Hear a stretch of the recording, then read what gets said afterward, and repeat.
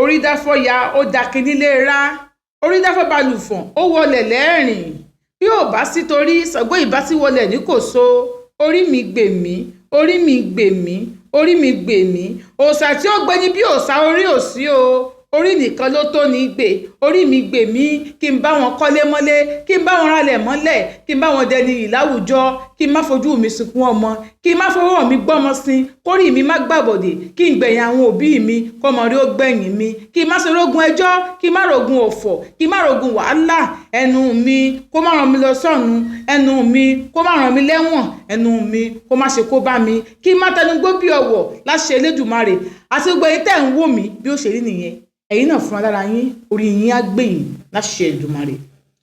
Ẹ wò ó bẹ́ẹ̀ bá gbàgbé ibi tá a ti ń bọ̀ ó yẹ kí ẹ gbàgbé ibi tá a dé. Ṣé mọ̀ pé bọ̀dá Gbénga ti wá gbé black tea fún mi. Àwọn ọmọ ṣàkíyèsí pé láti ìgbà tèmi àti bọ̀dá Gbénga ti ń gbéra wa ìyìn tí ìrí kí nǹkan ọmọkùnrin wọn ó dìde. Ṣé mọ̀ pé nǹkan ọmọkùnrin tiẹ̀ máa ń dìde èmi ò rí o. Bọ̀dá Gbénga wọ́n láwọn ọmọ sọ́dọ̀ bọ̀dá Wàsíù ta ni bọ̀dá Wàsíù. Bọ̀dá Wàsíù jẹ́ bí ọ̀rẹ́ sí àwọn ọkọ mi àti bọ̀dá Gbénga àmọ́ bíi cousin ló jẹ́ sí bọ̀dá Gbénga.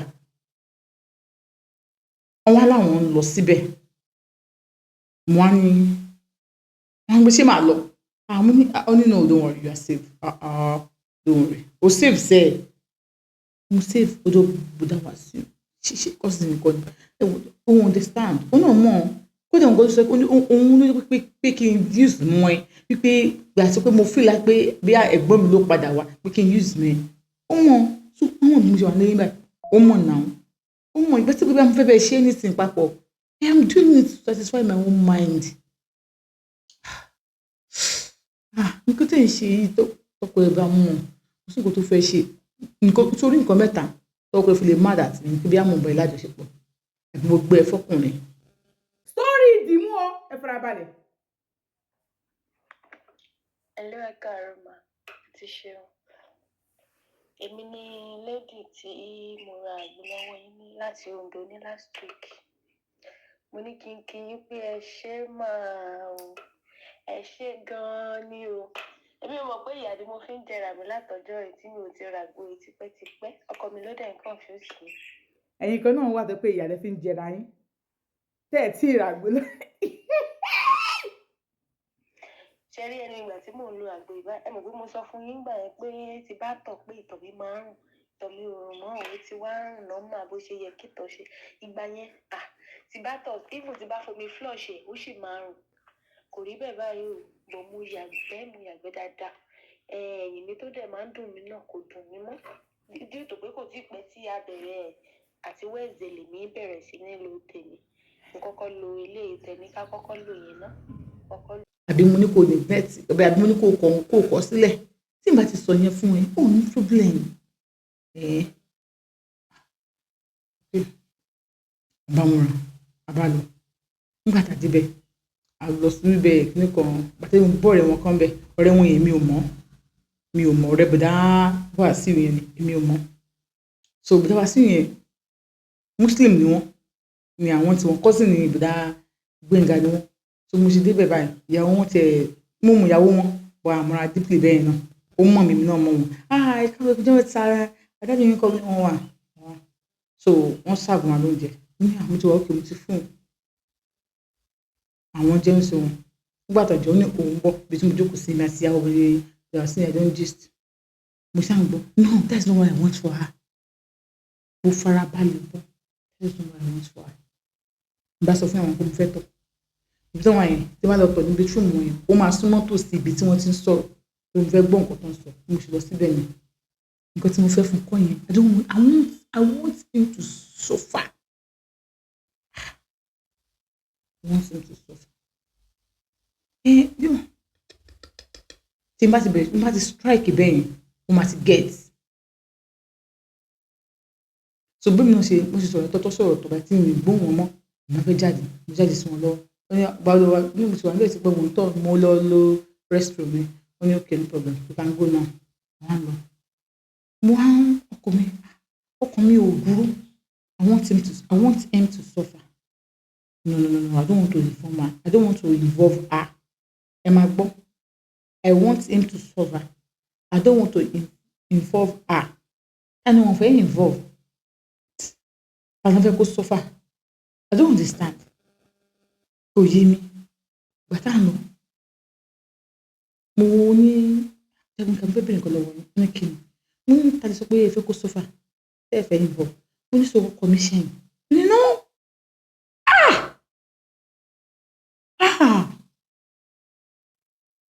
Lọ́ba ní tí mo mọ lágbájá ni lágbájá sọ mi mọ́. Ọjọ́ kan báyìí tọ́kọ ẹ wá lẹ́tàjọ́ wá sọ́dọ̀ yín. Mo ní mi mọ̀ mo sọ pé ẹjọ́ ìyẹn àti ẹ̀kọ́jọ́ wà níbọn mi mọ́ sí. Wọ́n ní òun máa ní. Òun ni.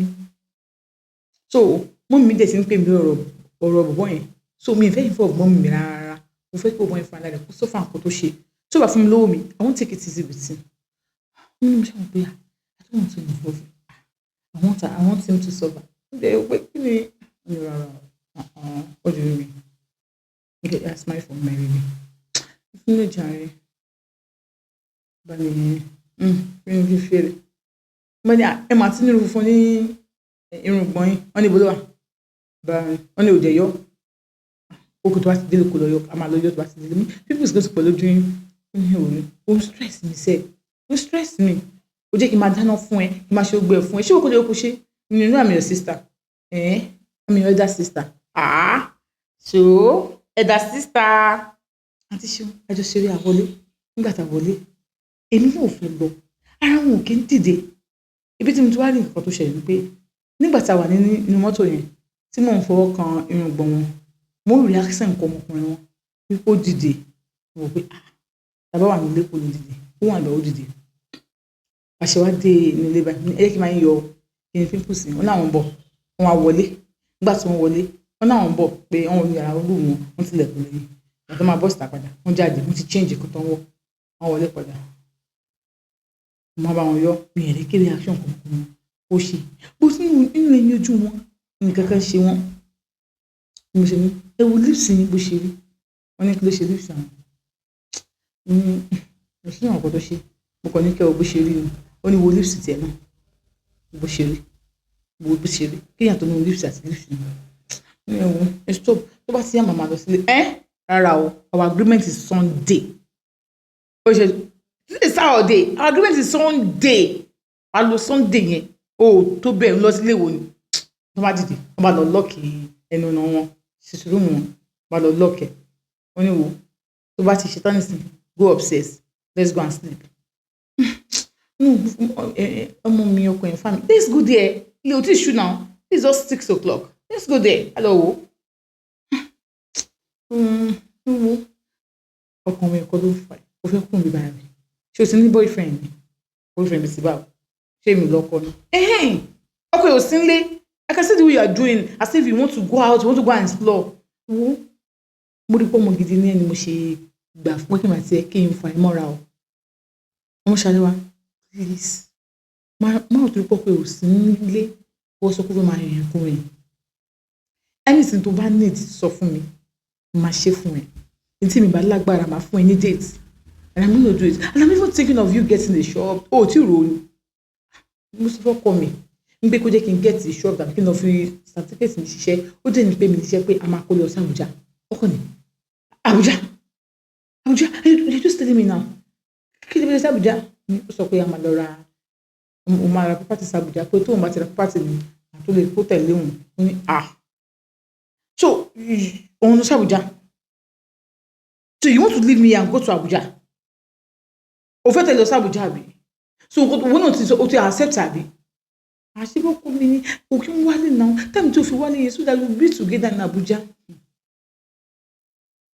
leave me ó ṣe dìde kúrò lọ́dọ̀ mi ni ó ṣe lọ sún mi yẹn ok mo bá tẹ̀lé wọn lẹ́yìn wọ́n ní ìdè dúró bí dẹ́gbẹ́ nǹkan kó ṣe bẹ́ẹ̀ náà ó ṣe bẹ́ẹ̀ mo lè ní mo kò ṣe bẹ́ẹ̀ ni kó mo fẹ́ ṣubú ní ó kò padà sí ni kí ló ṣe ní ìgbà tẹ́ dúró ńkọ́ so you cheat o ti ń cheat nísìn nínú náà bọ́tẹ́ dẹ̀ ń bínú ní oṣù máa ń ṣe máa sọ fún mi sí pé ọkọ ẹ̀ ń plan láti mú ẹ lọ sí Abuja so me I will be here you will be in Abuja tẹ ṣe ń plan Abuja yẹn lẹ́mọ̀ máa plan Abuja ṣé ìní company ní Abuja ni yes I'll get an apartment there. So during the weekend, I'll be in Abuja.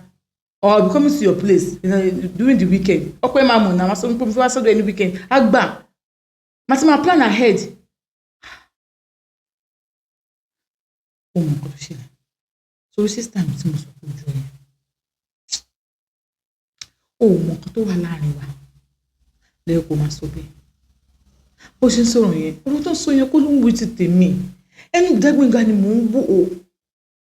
Wíwí kí n kẹnu bò wọ́n lẹ́nu, kí n kíìsì wọn, kí n hógi wọn, kí n bẹ̀rẹ̀ sí máa ṣé n ti understand àti ṣe wọn, understand bó ṣe ń ṣe mí. Wọ́n bá ní pé òkè kí n máa bọ̀. Wọ́n bá wọ rúùmù wọn, wọ́n bá jókòó orí bẹ́ẹ̀dì wọn, náà wá jókòó. Wọ́n dẹ́ sọ̀rọ̀. I don't want anything to happen to you.